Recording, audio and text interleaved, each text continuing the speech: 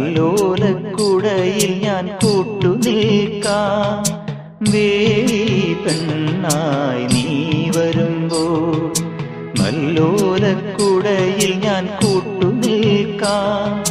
തുളസീദളമായി തിരുമലരടികളിൽ വീണന്നമ്പലപ്പുഴി ഉണ്ണിക്കണ്ണനോടു നീ എന്തു പരിഭവം മെല്ലയോതി വന്നുവോ. കൽവിളക്കുകൾ പാതി മിന്നി നിൽക്കവേ എന്തു